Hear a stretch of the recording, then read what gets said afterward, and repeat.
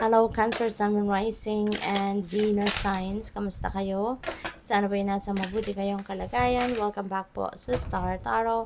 At kung bago kayo rito, welcome din po kayo. Please subscribe, like, share my videos, and leave me a comment po kung naka-resonate kayo. Thank you. So, tingnan natin kung ano mga mensahe ni Universe para kay Cancer sa ngayon. First message ninyo, we have nature. Sometimes, all you need is to go outside, breathe the fresh air to remember who you are and where you want to be. Ayan, so you need a reset. No, kailangan mo ng reset ngayon sa buhay mo, sa sarili mo.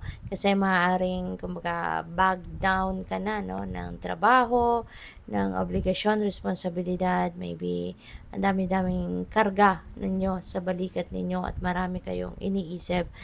So, makakatulong, no, sa inyo na mas maging magaan yung inyong sitwasyon if you are going to stay outside or spend time outside, no, in nature. Maaring matagal-tagal na kayo na hindi man lang nakakapag-lakad-lakad, no, around nature. Kaya kung meron kayong access, no, sa park, sa dagat, no, anywhere na may enjoy ninyo yung nature, go for it, no, as long as you're safe. Okay, yun ang una-una din ninyong to take into consideration, na maging safe lang kayo. Okay, yung safe lang kayo. At yeah, gawin ninyo yan. Kung hindi naman ninyo yan magagawa, no? Outside, you know what? There are so many relaxing music, diba? Soothing na music on dito sa YouTube. Search nyo lang yan, ano? Pakinggan niyo yung may mga music na may mga tunog ng tubig, lagaslas ng tubig, may mga waterfalls, may mga dagat, iba-iba, marami, no? Mga relaxing music dito sa YouTube. Hanapin niyo yan, yung merong mga ibon, 'di ba, na nag-chirp, yung gano'n. So, those are very relaxing talaga and very soothing. That one also, mapapakinggan ninyo yan. At mas mapi-feel ninyo, no, yung nature spirits dyan if papakinggan ninyo yung musika na yan with closed eyes, no? As in talagang mafe-feel ninyo na parang nandiyan lang din kayo, no, sa outdoors, at nandiyan lang din kayo sa tabi ng body of water na yan, yung gano'n. So, do it kasi it really helps a lot, no? Yung nature spirits are very therapeutic, very healing. Makakatulong yan, no, na ma-reset ninyo yung sarili ninyo. Makakatulong yan na parang mag-ground ninyong muli ang inyong sarili so that you can get back to concentration, yung mababalik kayo sa sarili ninyo, kumbaga, no? Anticipation, something wonderful is happening. Change is in the air. Open yourself to blessings on their way. So, napakaganda, no? Na-promise ito sa inyo ng universe because there is something wonderful, no, na mangyayari. It is happening, it is coming, and it's going to bring forth change in your life. So, this is blessings, no? Maraming biyaya ang ipapadala sa inyo ng universe. Maraming blessings ang dadating sa buhay ninyo, and that could be in various areas of life. So, maging handa na kayo para rito. Open yourself, open your arms, diba? Wide open na dapat yan para sa pagtanggap, no? Pag-receive ng mga magagandang pangyayaring ito sa buhay ninyo. So, magiging masayang-masaya kayo. You will be filled with joy and happiness. Sanctuary. Ayan, you know what? You really need to embrace solitude sa ngayon, no? Cancer. So, siguro, feeling ko dito talagang, kayo, pagod, no? Feeling ko dito talagang exhausted kayo at kailangan ninyo na mag-renew ng inyong sarili. Kaya makakatulong yan, no? Yung pag-spend time ninyo with nature outdoors, or kung yun nga, kung hindi naman possible yan sa inyo, just listen to the music, no? Nature based na music or nature themed music, makinig kayo dyan, no?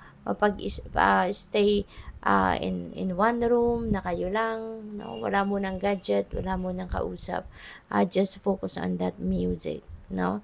At makakatulong yan na makapag-relax ang inyong katawan at makapag-relax ang inyong isipan. Okay?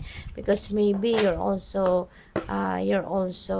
seeking for peace. You're seeking for relaxation. Maybe you're also seeking for you are seeking for tawag dito, kapayapaan, no? So, good luck sa'yo. So, tignan natin kung ano pa ang mga mensahe para sa'yo, Cancer.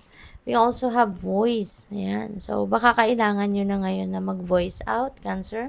Baka kailangan na ninyo ngayon na ilabas, no? Kung ano yung inyong nararamdaman. Ano ang yung totoong nararamdaman? Ano yung totoo mong saloobin? Ano yung totoo mong iniisip? Put them into words, okay? Kailangan mong i-voice out yan. Wag mo nang pigilan, no? Wag mo nang pigilan kasi maaaring kailangan mo ng sabihin. Okay? Maaaring that is some kind of truth also that needs to be divulged, no? So, wag mo nang pigilan ng katotohanan, okay? We have thirst. Ayan. Baka literal ito na thirst, no? Baka literal ito na talagang kayo hindi masyadong umiinom, kaya kailangan na kayo ay uminom. Kailangan na kayo ay maging hydrated, no? Kasi baka kayo ay nauuhaw talaga sa tubig or baka kayo ay nauuhaw sa liquid, no? Kaya hindi makakatulong sa katawan, 'di ba? Kung tayo ay dehydrated. Kaya lagi saan man kayo pumunta, no? Saan man kayo pumunta, sa trabaho man, mamasyal man, always bring a bottle of water with you, Cancer, para hindi kayo nauuhaw. Okay? So, what else? We have love. Wow. Baka ang iba sa inyo thirsty of love. Pwedeng ganon. Baka kulang kayo ng pag-ibig, kulang kayo sa pagmamahal.